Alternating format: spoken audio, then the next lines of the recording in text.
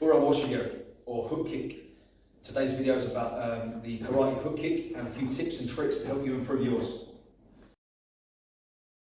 So the hook kick or the Mawashi, the biggest problem that I find most students have is the change position, and they're taking the kick too wide. So what happens is it ends up looking a bit like this, where they take the leg all the way around, which limits the amount of power we can make. It telegraphs the kick too much, and it's easy to be taken down if the opponent's quick enough. So in order to combat this, what we need to do is make sure we chamber the kick in the same way that we would with any other kick. Okay, knee comes up high first, high, and then hook the kick out from that position. Okay, so we don't want to be leaning away and trying to get this big swinging hook kick like this. It should almost look like we're going to come up for a side kick, and we miss the side kick and hook it back this way. So imagine I'm taking a wide kikomi, so I'm going to miss the kikomi over here. I'm going to miss it and hook it back into the target from that position. So we have two versions of the hook kick. In sparring, I would prefer most of the time to use the bottom of the foot, the flat part of the foot, for safety reasons, of course. In application, I suppose we'll use the heel more so. In sparring, I would maybe take the kick back after landing. In real use, I would take the kick through the target. So it's good to obviously train both styles there. But for the dojo, of course, for safety and to keep our training partners coming back, a controlled recoil is my preferred option in practice.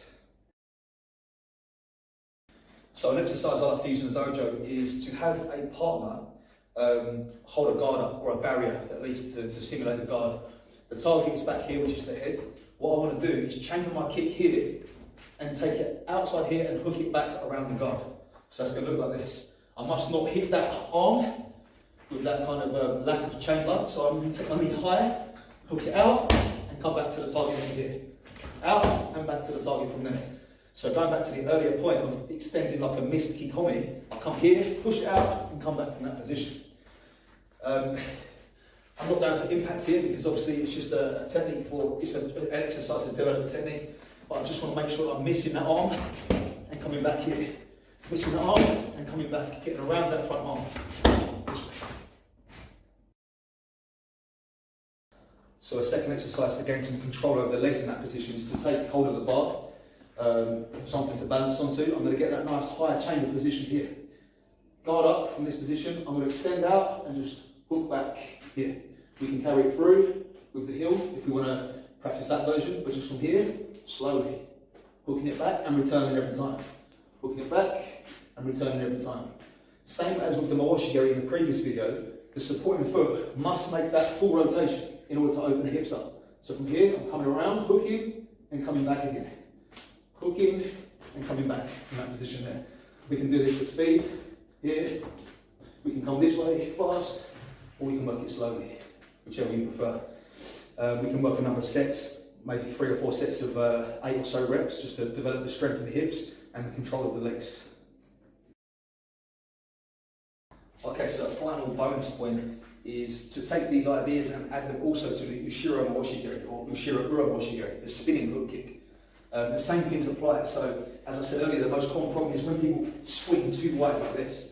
We still want to maintain a chamber and let it go at the last second in order to evade or avoid being taken down and to try to disguise the kick as much as possible.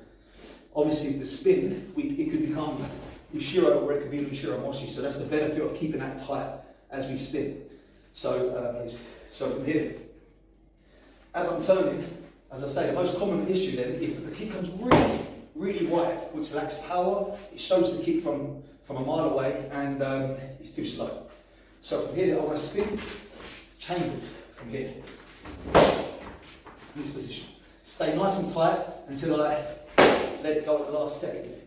So from here, let it go very late, okay? So I almost want to be fully turned to the opponent before I let the kick go. I don't want to let it out too soon, because then it becomes too wide a kick. The tighter I can keep it, the better.